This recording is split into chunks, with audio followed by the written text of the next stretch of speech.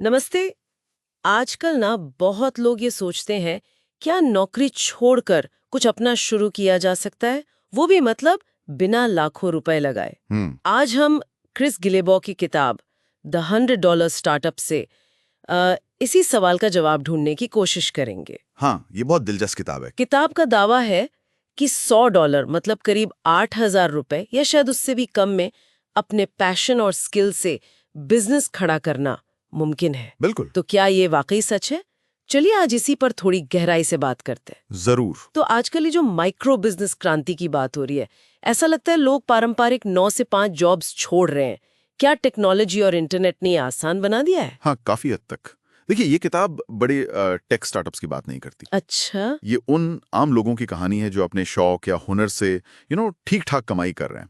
और इसका जो कोर है वो है $100 स्टार्टअप मॉडल। $100 startup model. हाँ, और इस मॉडल की जान है जिसे वो कहते हैं कन्वर्जेंस। कन्वर्जेंस मतलब वो पॉइंट ढूंढना जहां आपका पैशन या स्किल जिसमें आप अच्छे हैं उस चीज से मिलता है जिसके लिए दूसरे लोग पैसे देने को तैयार हों। अच्छा, मतलब पैशन भी हो और कोई उसके लिए पैसे भी दे। बिल्कुल।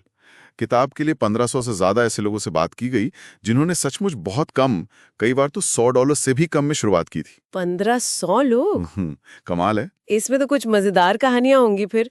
मुझे वो एक्सीडेंटल एंटरप्रेन्योर वाला आइडिया बड़ा सही लगा। हाँ, कई हैं।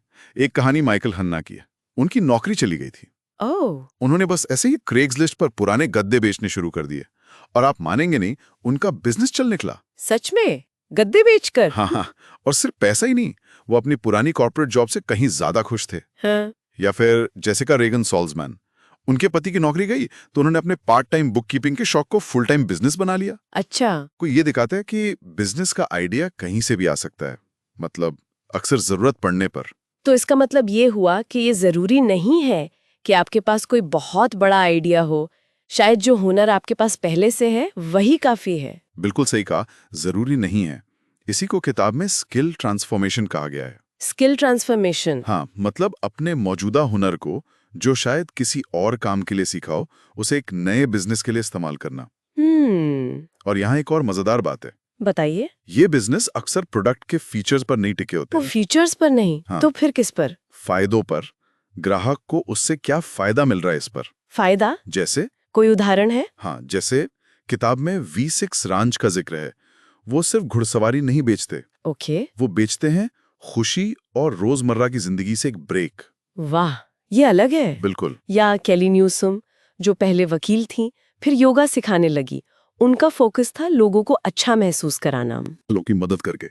वाह, ये तो सोचने का बिल्कुल अलग नजरिया है। मतलब प्रोडक्ट क्या है, इससे ज्यादा जरूरी है कि वो ग्राहक के लिए क्या करता है। एग्जैक्टली। इसी से जुड़ा हुआ शायद वो किलर ऑफर बनाने का आइडिया है। मुझे वो अलास्का वाली कूपन बुक याद आ रही है, टूर सेवर। हाँ हाँ, जहाँ कहते हैं एक कूपन यूज करते ही पूरी किताब के पैसे वसूल। बिल्कुल।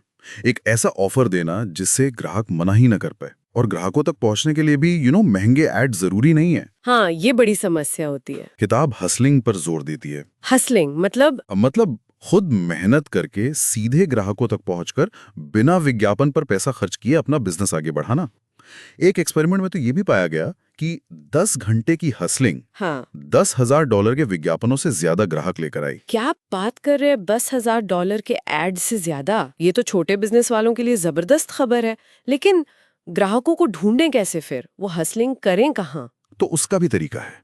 वो पुराना तरीका छोड़ना होगा, उम्र, जेंडर, लोकेशन। अच्छा। इसके बजाय उनके इंटरेस्ट्स, उनके पैशन, उनके बिलीव्स, उनकी वैल्यूज, इन पर फोकस करना होगा। मतलब वो क्या पसंद करते हैं, क्या मानते हैं। सही। जैसे वो काइनेटिक कॉफी कंपनी है, हम्म। उन्होंने किसको टारगेट किया? साइकिल चलाने वाले, स्कीइंग करने वाले, मतलब आउटडोर लाइफस्टाइल वाले लोग, और सफल रहे। सही है। और आज के दौर में तो लोकेशन इंडिपेंडेंस भी एक हकीकत है। हाँ, कहीं से भी काम करना। बिल्कुल। जैसे वो म्यूजिक टीचर ब्रैंडन पियर्स हैं या फोटोग्राफर काइल हैप, कहीं से भी काम करते हैं। और एक और मॉडल है जानकारी बेचना, इंफॉर्मेशन पब्लिशिंग। अच्छा। जैसे जैसे ब्रेट केली ने एवरनोट एसेंशियल्स नाम की गाइड लिखकर किया। ये सब सुनने में तो बहुत अच्छा लग रहा है, लेकिन क्या ये वाकई इतना आसान है? मतलब बिजनेस शुरू हो गया, पर उसे चलाने और बढ़ाने में भी तो मुश्किलें आती होंगे ना? मुश्किलें तो आती हैं, बिल्कुल आती हैं। लेकिन किताब कहती है कि बड़े बड़े बदलाव करने की जरूरत नहीं है हमेशा। छोटे छोटे सुधार, जिन्हें वो ट्वीक्स कहते हैं, ट्वीक्स, छोटे बदलाव। हाँ, वो ज्यादा काम करते हैं। जैसे कीमत तय करने का तरीका बदल दिया या ऑफर को थोड़ा सा बेहतर कर दिया। और कीमत हमेशा फायदे पर आधारित होनी चाहिए, लागत पर नहीं। ग्राहकों को बहुत ज्यादा ऑप्शन मत दो और कोशिश करो कि एक ही ग्राहक से बार बार कमाई हो। Recurring revenue. रिकरिंग रेवेन्यू, हाँ, ये जरूरी है। बिल्कुल। जैसे नथाली लूसियर ने अपने रॉ फूड बिजनेस के साथ टेक कंसल्टिंग जोड़ दी, एक तरह से खुद को ही फ्रेंचाइज कर लिया। समझ गई। और आखिर में शायद ये सवाल आता होगा सबके मन में कि बिजनेस को कितना बड़ा करना है, मतलब छोटा रखकर आजादी चाहिए या टीम बनाकर स्केल करना है? हाँ, ये एक बड़ा सवाल है। Yeah. और इसका जवाब हर किसी के लिए अलग होता है। ये उद्यमी का अपना फैसला है। सही बात है। सबसे जरूरी क्या है, फालतू की सलाह को इग्नोर करना सीखें और जो फेल होने का डर होता है ना, हाँ, वो तो होता है, उससे पार पाना। हाँ। किताब में जॉन की कहानी है, जिसके स्टूडियो की छत गिर गई थी। हाँ। लेकिन वही मुश्किल उसके लिए एक नया मौका बन गई। अरे वाह।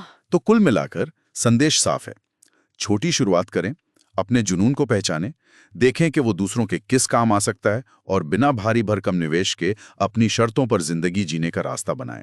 ये मुमकिन है, बिल्कुल मुमकिन है। और जाते जाते सोचने के लिए एक बात छोड़ जाते हैं। हाँ जरूर। आज अभी आपके पास ऐसा कौन सा हुनर या शौक या ज्ञान है जिसे किसी और के लिए उपयोगी बनाया जा सकता है? हो सकता है वो पहला कदम उठाने के लिए जो चीज चाहिए वो आपके पास पहले से ही है, बस उसे पहचानने की देर है।